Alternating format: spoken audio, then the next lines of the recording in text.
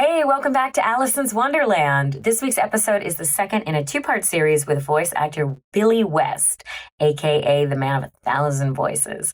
We chat all about Doug, the future of Futurama, and so much more, so I hope you enjoy it. You're watching Alicyn's Wonderland, inside the world of animation and games. So when you auditioned for Futurama, did you just audition for Fry or did you audition for multiple roles? I didn't audition for Fry. I auditioned for the Professor and Zoidberg. And that was that.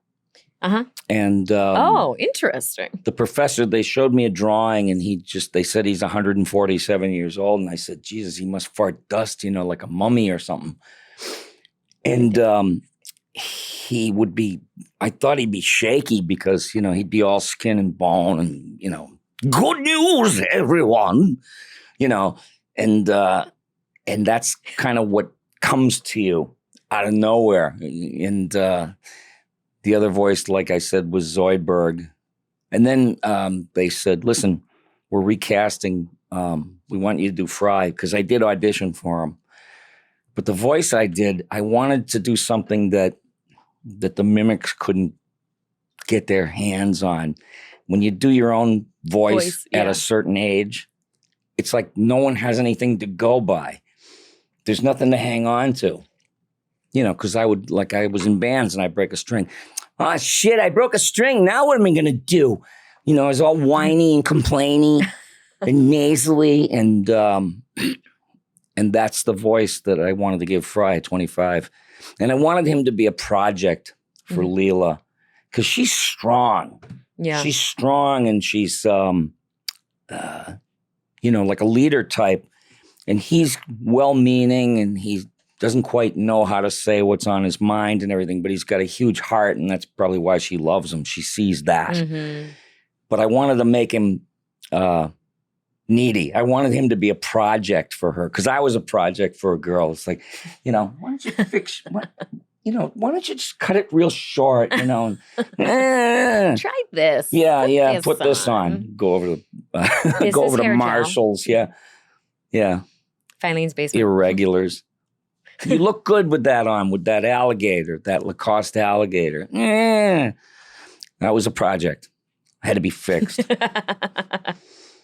Wow. So then you reread for Fry, and then ended up booking that. That was after the pilot or right before? That was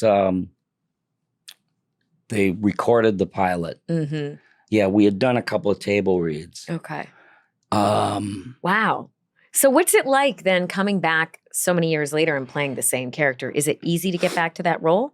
Yeah, because we did it for so long with such familiarity with each other. Yeah. It was like we never left when we got back together. That must be so fun. We sat down. Katie was so happy. She came in. She was just like, I remember one day I said to her, Katie, you've never not been a star. Yeah. God. And she's a hell of a singer. Mm-hmm. Mm-hmm. We went to go see her band one night. I've seen her band before. And she played, she sang. Mint. She sang, I saw that Mint show. Oh, really? Yeah. Yeah, maybe that was the one. She's incredible. But she sang one of her own songs, and I was getting wistful, and she came over the table. What did you think, Billy? And I said, Katie, one of those songs, that song you wrote makes me feel sad. I mean, I'm happy sad, because I love it, but it's getting to me. And I said, I think the reason why, and don't take offense, is because you remind me of Laura Nyro. And she said she was my idol. Laura Nyro was singer-songwriter that wrote the Fifth Dimension songs. Oh, wow. Yeah, Wedding Bell Blues and Stony End for Barbra Streisand. And that was her idol? Laura Nyro, yeah. Wow. So I mean, it was a direct hit to my heart. I felt it. I felt it when she sang. Yeah. It was honest. She's incredibly talented. Yeah, and so is everybody on the show now that when I think about it. So are you recording the new episodes as an ensemble? Sort of. We're still in isolated, booths, but we used to sit in a semicircle and just have the mics, and it was just fun city. It was so cool. I prefer things to be like that. I've had to record out of my house during the pandemic, and that's no fun. Yeah. My brother's the engineer am not an engineer. I just can't live in two worlds. Yeah, I mean, more and more voice actors are being asked to wear a lot of different hats. Yes. The engineering while you're acting is tough, especially if you're like screaming and writing. Especially if you don't have a director on the other end. You yeah. need a director, you know? Mm-hmm. And I know that I do. But you guys have a director. Oh, yeah. Sure, yeah. Yeah, David X. Cohen is directing, and the episodes are funny, just like I remember them. Is it a lot of the same writers? Some of the same, but they brought in some new people that are killing it. Nice. Yeah. That's amazing. A little bit of fresh energy to... I big up to the writers, you know, as they say, because... That's a W. That's like 2 W's. Because they come up with the funniest twists of phrases. And I've always had a love of language. And, hey, Fry, I heard beer makes you stupid. And he goes, no, it doesn't. You know, and I looked at David, no, it doesn't. Is that a typo? No, please read it as written. Okay. But I'll be back for that $750 idiot fee, fix-it fee, whatever you call it. Pickups? Yeah, pickup fee. I don't even know what they call it.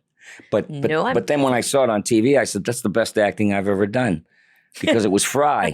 And he's kind of stupid, and he didn't know what he was saying, and neither did I. It was the best acting.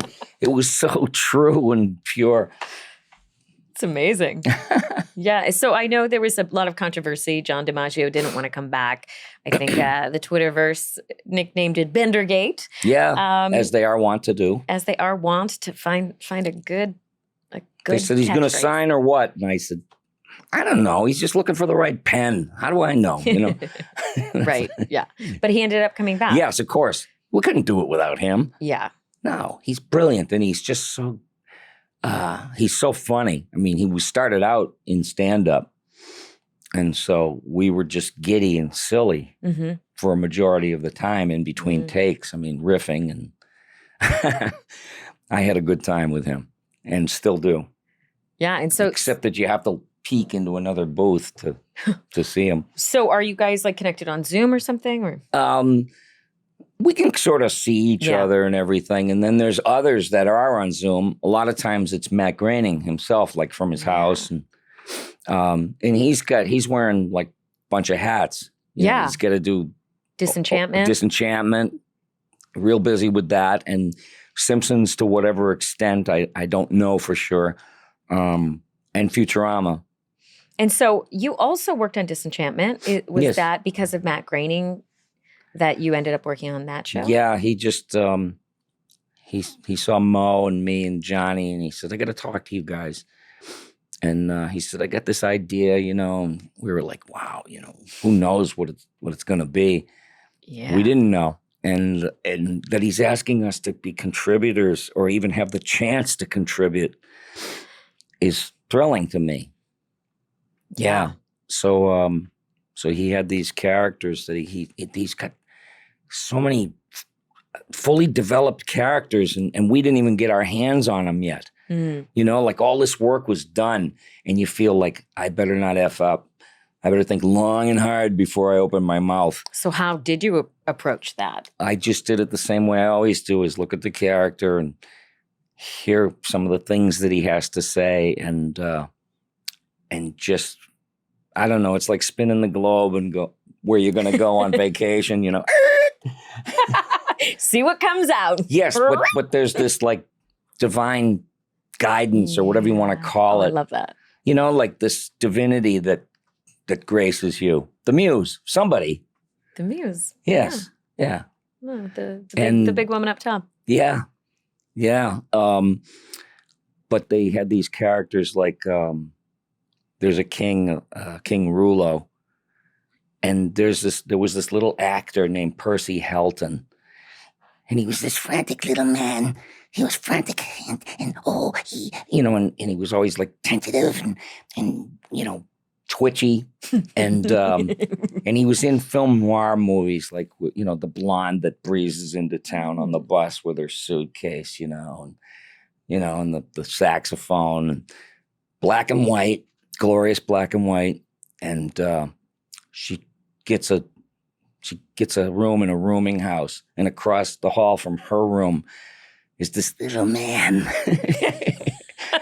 And he's got his eye on her, and she takes a job at a cafe, and the guy who runs it is starting to fall for her, unbeknownst to his wife. It's real noir drama. Uh-huh.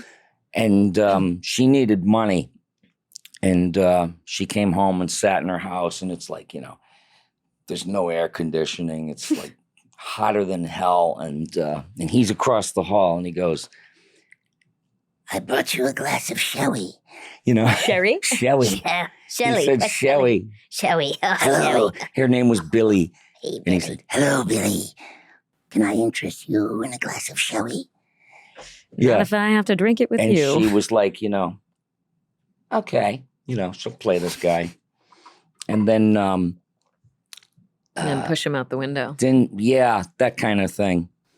But, he thought he had a shot with her, and then she kept like freezing him over until the next time she needed something. And I don't like the way I'm being treated, Billy. Oh. Yeah. But that voice is kind of like what I was doing for this King Rulo. He's King Rulo of all the elves. And it's airy and breathy. And I said, I bet it'll play if I commit So it to was your it. first shot. That was your first take. Yeah. Mhm. I think it'll play if I commit to it. Do you give them a second alt just to show your range? You try a I couple, guess, try a couple of things. regular voice actors. And then there was another character on there named Hencho. Mhm. And these are little denizens of dreamland, fictional faraway land somewhere in time. And Hencho is like, he's sort of a hatchet man kind of thing. It's like, I'll take care of them. he's just got that grinding, I'll take care of them people for you. That's a tough voice for me to do. that is hard. It'll rip you up. But How do you do it? You're kind of pinching the vocal, but it's more. if you could do like pressure. a doorbell, Okay, there we go. it's frying. Oh, that feels really uncomfortable. You're frying. You're really frying. No, they call it vocal Wow. fry. Yeah, that's It was Popeye, it was a high voice. Something weird, but higher. Okay. Yeah. wow. This is like a master class. No, you're getting it. It was like Popeye was like that. It was a high voice and a low voice at the same time. An octave apart. You, olive oil. I bring you some flowers. And then it's like, yoo-hoo, olive oil. I bring in some flowers. And Yoo-hoo, olive oil. I bring you some flowers. Hey, you can't do that with my goil. so there's just a zillion places in here. And it's like, if you get damaged, you could jump around and try to find something else. Have you ever damaged your vocal cords really badly? What happened? I had the flu once, but it was this horrible, horrible flu that wouldn't go away in like 4 weeks. One of my vocal cords Ooh. went up into itself. It just kind of, Ooh. like got spasmed or something. So I was basically working with one, and you can't have one because it's got to rub up against something to make a sound.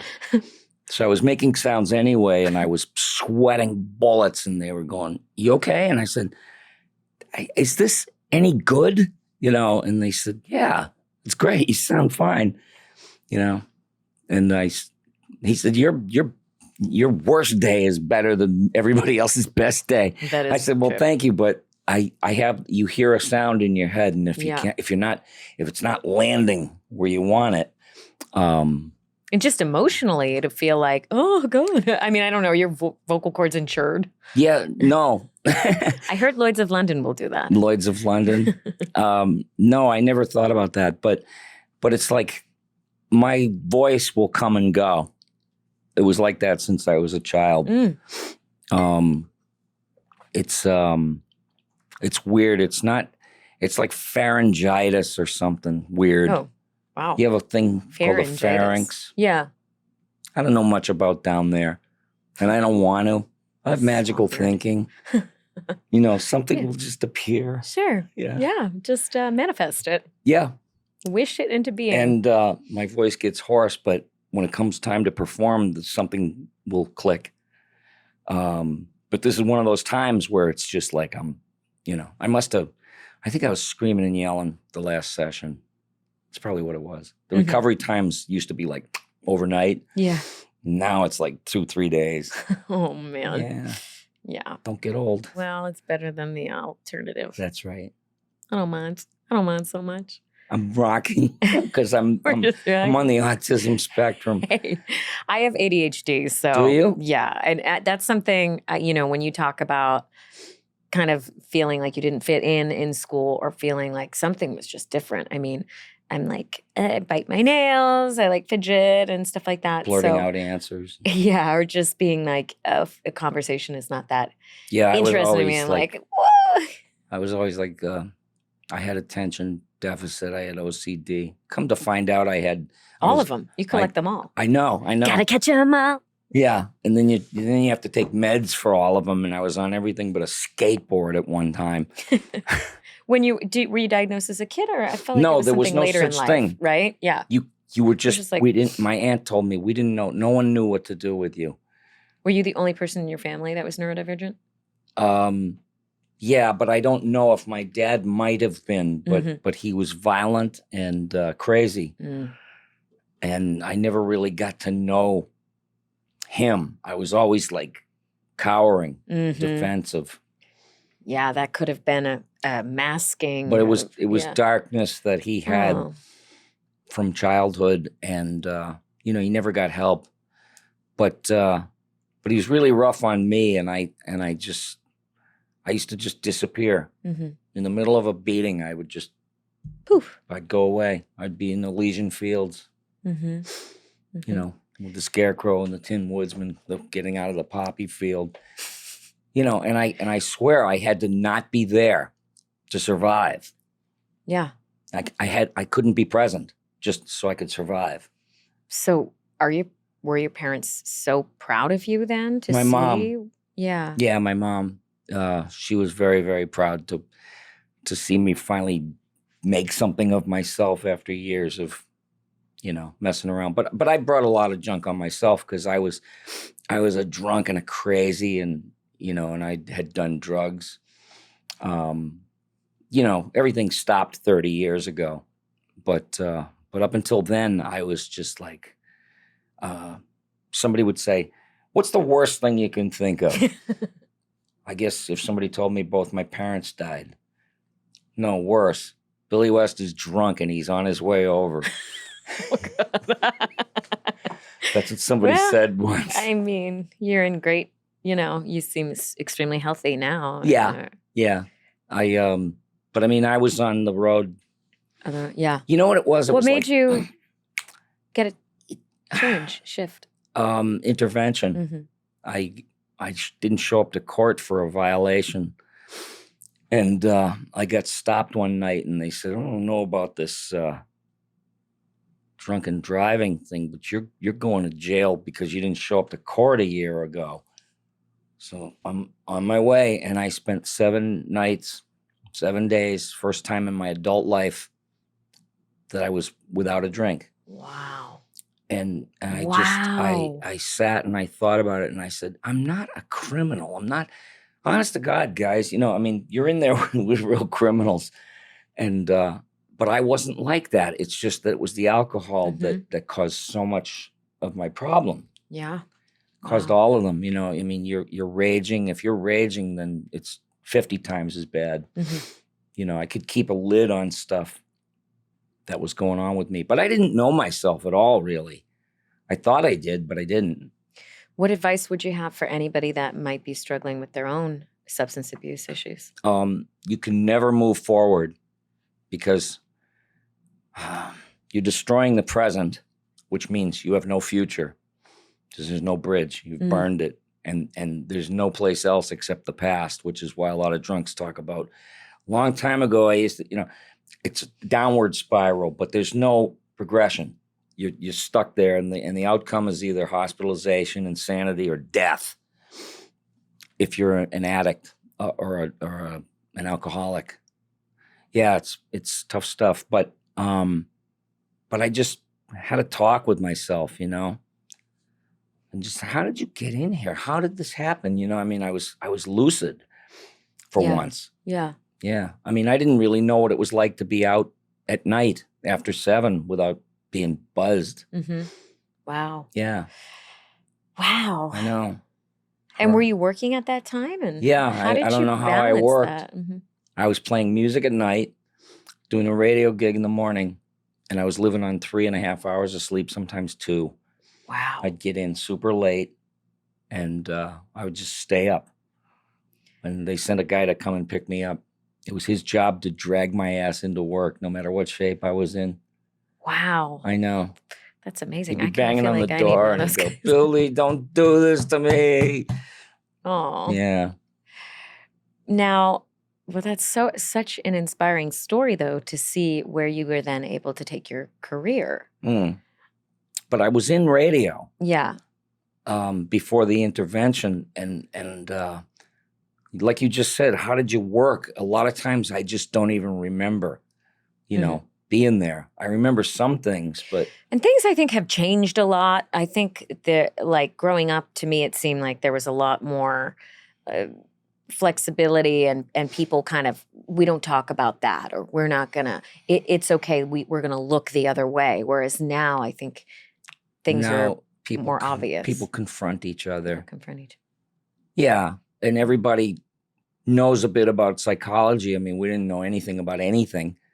It just was what it was. But, Yeah. you know, there was always, the talent was always there. And I began to hate myself because I realized that, you know, the universe gave you this gift, and you're just taking it and throwing it back in its face, you know, Wow. by screwing around, and you know, and I hated myself for that. I said, you know, there's other people that would just, they can only dream or wish they could have something like that they could do, and here I was pissing it away, and So you got clean. yeah. That Except sounds for here. challenging. Was it very difficult? Or was it just time? I sound like your kid sister. I know, the mini me. I know, I do feel like we have a lot in common. I like it. I like it too. I like it.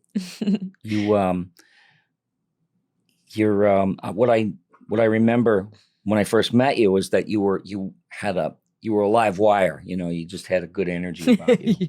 A lot of energy. Yeah, a lot of right? Well, energy. and that is kind of one of the things with people that have ADHD. And you were playful. You weren't afraid to play. Nah, that's what it's all about, right? That's why we're in this career. Yeah. You can never stop playing like a child. Yeah. And lose that wonder of everything. And Childlike wonder. Yes. Exactly. I think like that's like in our bios. Wow. Well, we've talked about so much. I feel like I could talk to you all day. I did want to ask. Are you that busy? No. You have to go? No, I don't have to go. You don't have to go. No. I have No, I'm yours. I decided. What? I decided I'm yours. You're here. You're here forever. As long as the parking attendant guy doesn't come in. He was like, give me your car key. And I was like, oh, I have a Tesla, so here's my car. Oh, I don't have my wallet. Is that an ADHD thing or what? Oh, I don't have my wallet. I left the house without my wallet. What do you say? Must be nice. Yeah. I just pay for things in just, looks and candy. Yeah, that's very funny. So Mel Blanc was one of your voiceover idols, right? Yes, Just to get back to the, did you ever get a chance to meet him? I did. I met him in the 80s. I just happened to look through a local entertainment guide, and it said, Mel Blanc is doing a voice and slide show. He was showing slides. Rad. Yeah, which is what they did then. I don't know if anybody does that anymore. Probably not. But, he's going to be at this Clark University. You should do that. What? You should do a voice and slideshow. Yeah, really? Yes. That would sell out. That's a snooze pill, Oh, baby. my God. Are you kidding me? Oh, please. No, I like talking to people. I do that at the shows. They give you an hour, and the audience asks you questions and all. But What was I gonna say? He was at the show and he was showing. He was, and I wanted to go so bad, and I was going with a girl at the time who had a car, and we drove out, and there he was. He comes out, and he's doing all this incredible stuff, and I was like, I had the longing, you know, like I wanted to be, you know, like the painting. Yes. You know, God reaching down, and here's this little dude that just wants some DNA, just N, some A. I don't care, whatever I can get. Yeah. And then at the end, he was getting ready to go, and I was like sad, and he said, "If anybody wants to get autographs," he talked like that. Make a line over here, and I'll take care of it. And I got up and I started slamming little kids out of the body, checking them into the boards like a hockey player. And he goes, "Could you let the little kids go first?" He yelled at me, and I went, "Boo, whoop." But I finally went up and shook hands, and it was so surreal. I can't tell you how surreal it was. It's like, it was always like that when I met my heroes. Just totally surreal. Like, you know, like when you may find yourself sitting with June Foray on a microphone. Same as it ever was. My God. Same as it ever How was. did I get here? Yeah, that's Look what it at always this beautiful reminds microphone. me of. Yeah, this is not my June Foray. When I first met her, I wouldn't let go of her hand because I was like, I had total abandon. I was like, "Hi," you know, and hi. And she was like, began to look at me, and I went, "What are you going to do if I don't let go?" And she went, "Oh." She was very diminutive. She's 5'1". She was so sweet. Actually even shorter, probably. She was so nice to me, and she was so sweet. Boy, did I love her. Did you guys work together? Yes, we did. We worked together about 10 times or so. Wow. Yeah.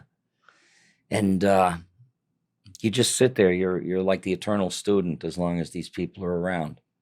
That's kind of one of the unfortunate parts about COVID. I mean, there are many unfortunate parts about COVID, but that we're not really getting to work in the same room as each other anymore. It's like, where is that ancestral knowledge that's being passed from one generation to the next? It has to take another form. It's like COVID changed the face of television. You know, before everything was so clinical and slick, and then all of a sudden we're seeing faces that are, you know, too big for the frame, and then the little one, that guy, because he didn't sit forward enough, and that. And I said, I kind of like this. You know, it's like everything is being reinvented. Yeah. Or, you know, you always think you're watching the Brady Bunch. There's like 6 boxes. Oh, on Zoom? Yeah. Yeah. And you're always like, here at the top, and there's somebody's like, somebody else is at the top. Your eye line, you're always just looking at someone's forehead. Yes. Acting with someone's forehead. I had a hard time with Zoom because I don't know. I was never used to seeing myself. Yeah. You know, it was distracting to me. Yeah. Well, but you were on camera before. You appeared on camera in Mark Hamill's movie, Comic Book the Movie. Yes. So tell us about that. How did Mark Hamill convince you to appear on screen? He had an idea that he wanted to do a mockumentary about the Comic-Cons, which no one had done really. And got a bunch of talented people together, and we made it up as we went along. It was improvised? Yeah, we'd just say, okay, what do you want to do? I think the Larry David show is sort of done like that. Yeah. I think they just get a general idea, and here's where we need to wind up. Uh-huh. And they get there. Oh, that sounds so fun. Yeah, but that's what we did, and it was really great fun. Yeah, and Jess Harnell is in it. Roger Rose. Gosh, it's like a million years ago. What year did that Turn come Left. out? I'm trying to think. Gosh, I don't know, like 99, 2002, something like that. Wow. Yeah. 20 years ago. 20 years ago. What about the next 20? How What fast is that going to go? Give us a call, 266-6868. Let's talk about the passage of time and the acceleration of it. You know what else is interesting? So What? Correct me if this is right. So you're on the Howard Stern show, Uh-huh. and then Ivan Reitman hears you on the show and thinks that you'd make a great Bugs Bunny. Is that He how asked me to you audition. came into the world of voiceover from radio? Well, Was that no, your- I had already been doing Doug and Ren and Stimpy. Okay. And I was still on the Howard Stern show. So did you get an agent when you were in New York? This is most. I had an agent in New York. Uh-huh. And, I kind of got my own work. Yeah. Yeah, they wouldn't send me out a lot, and if I did get something, I'd bring it to them, and then somebody else would get it. And I said, what am I, somebody else's agent on top of everything else? Right. So it just kind of naturally evolved then. Yeah, but Ivan Reitman was doing a redo of the Looney Tunes, and I said, gee, I always like it better if you can create a voice for some project. If they just say, what would you do? We all got together and we gave this thing dimensions and a history and a Bible and every other thing. Now it's up to you. Oh, no pressure. But Bugs was Bugs, and it was like I loved Mel Blanc, and I got to work with Michael Jordan too, Doc. The closest thing to a religious figure that we have. it was fun because I met him, Mm-hmm. and it was on the lot. Warner Brothers, a big party, and everybody's calling Michael Jordan's name every second. Michael. And then he hears his agent's name. He hears his name being called by his agent. That voice he knows. He turns, and he goes, Michael, this is Billy West. And he reaches over like 6 people and shook my hand, and it was like incredible because his hand was like that big. Oh my God. Yeah, Wow. I know. I know. Wow. And then incidentally, you voiced Slimer in Extreme Ghostbusters. Yeah, I got tricked into that. What do you mean you got tricked? They into? said that, I said, wait a minute, what about Frank Welker? And they said, hey, he doesn't want to do it. And they were lying. They didn't ask him. No. Or they did, but he probably didn't want to work for, a bag of chips. You know what I mean? So so I found out about it, and I felt so horrible Mm. about that. I was just like, eek, God. That was new.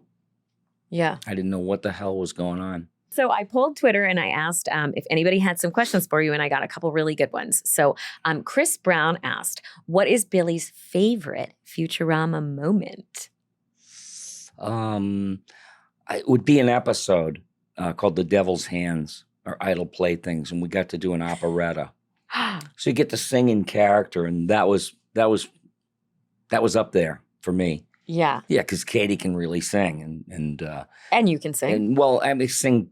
Yeah, it was, but Ken Keeler melody is very hard to sing. Mm. Yeah, he puts these twists and turns in it, and Katie was quicker on the draw than me Oh, because sure. I hadn't sung in a while. But I mean, it was thrilling to rise to the occasion, Oh, yeah. That's Yeah, so fun. I Tom know. and Jerry did a little musical episode once. And Oh, we all yeah? got to, it was like a full-on musical. It's always fun when they surprise you with Yes. twisting the genre. Uh-huh. Yeah. And Alex Weitzman asks, Billy is known for utilizing classic character actor voices to fuse together into new vocal creations, which we have definitely seen here tonight. Is there a particular era or style of voice that most appeals to you or jumps out at you? And what is your process for capturing that vocal essence? I guess it's the influences I had when I was very young. A lot of them were radio guys. Oh, this is Johnny Band and the Human Cannon saying what's in you's got to come out, and that's what rock and roll is all about. Before we eat the slop, we got some friends here. Mr. Roy Orbison, 1956 on KRS 101. I hit the post. But see, you were like 4 in 1956, so... No, I mean, I listened to these guys for years. Growing up. Yeah, Okay, they like didn't all just through. vanish. Mhm. It wasn't like a comet hit the earth and the dinosaurs all went away. Whatever had, then we had Sirius. Well, no, they were called big dumb announcers. And then one day a comet came and killed them all. And then there was little raptors. And Then they there were was more- cable. They were more facile, and they were smaller and quicker and more versatile. And they were known as little dumb announcers. Well, hello there. Thanks for listening, listener, caller. Yeah, but I mean, people got to the point where they assumed they were being lied to if they heard someone talking to them on the radio. Yeah. Because it was like, friends, do you know what you and I need? Really need? A good cup of coffee, and people just were so used to that. And then all of a sudden, here comes somebody that like decides he's going to fart into the microphone. And I was like, whoa. You talking about Howard Stern? Yeah. Yeah, he broke all the rules. And I love rule breakers, Yeah. I love that. You got to take what's known and smash it to pieces and build something new out of it. Do you know voice actor Piotr Michael? No. So he's actually a voice actor on the Howard Stern show really? As well. And he asked a question about how your comedy experiences on live radio help with voiceover later on. It helped a lot because it wasn't like you could prepare for anything. Whatever got flung at you, you had to run with it. And it was the coldest room in the world, Because there's nobody there. No, and you die alone. It's a tough room, but the thing is just to really believe in what you were about to do and commit to it, come hell or high water, and I would play to Howard basically. I wasn't like, "Hey world, look what I can do, world. Hey world," it was to him. So you're talking to just one person? Yeah, but the experience of like whatever came up in the news. It could be somebody like, Leona Helmsley. And next thing you know, it's like, I think Mrs. Helmsley might be in the hallway, Robin, and next thing you know, I'm blabbing. And you're like, yeah, it was always that. You got to just jump in. I think he's here, Robin, and then just come in and start going off. Oh my God. That's amazing. It was fun. Wow. The wildest one was when Lucille Ball was dying. And I went into the show. I wasn't a member of the show yet, but I used to come in when Stern was getting off the air. And I came in, I said, they're showing those conveyor belt bonbon clips and the grape stomping. And I said, I think Lucy's probably, And he goes, oh. And then I started doing impersonations of old Lucy. Like, why are you bothering me? Leave me alone. And he started cracking up laughing, and he was eating a baked potato and started shooting out of his nose. And he goes, oh, Billy West. Oh, I'm going to call you tomorrow morning, and you're going to do that? So they called Cedars-Sinai, and Gilbert Gottfried was on the air with them. And I was in my house in the Lower East Side. Uh-huh. And it just went from there. It was this crazy bit. She's, she heard the bit? No, she never did. I thought they called her at Cedars-Sinai. No, it was fake radio Cedars-Sinai. Prop Cedars-Sinai. Got it. And prop beds and prop old ladies. But, it was just so irreverent and so dark. And, hey, Lucy, can we talk to you for a minute? All right. Why are you people bothering me? And why do I keep answering? That's what I keep asking myself. Oh, God.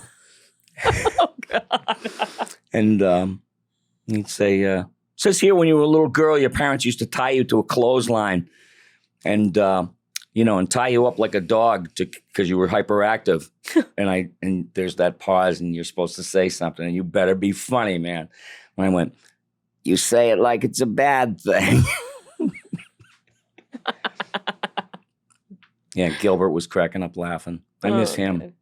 He was one of my heroes. There aren't too many contemporaries that are actually my heroes, but Penn Jillette, Frank Welker. Yeah, of course. Yeah. But Gilbert, he was fearless, totally fearless. And he could rebrand tragedy like nobody else, where you're not supposed to crack a smile. And yet he would whittle away where you'd go, this is horrible, laughing at a tragedy. Certainly need that these days. Yeah. Well, Billy, it's been amazing having you in the studio. Thank you. And I'm so grateful that you I took hope the you time got out of your something day. out of this. No, of course. I'm so grateful that you took the time to come and visit with us and chat with me. And Anytime. I appreciate. I know you're semi-retired at the. So No, I'm gonna keep working until they tell me don't come in anymore. yeah. That's the plan. Well, they're never going to say that, Bill. Well, I don't know. Well, thank you so much. My pleasure. Guys, Thank don't you. forget to like and subscribe. We'll catch you next week on Alicyn's Wonderland. Bye.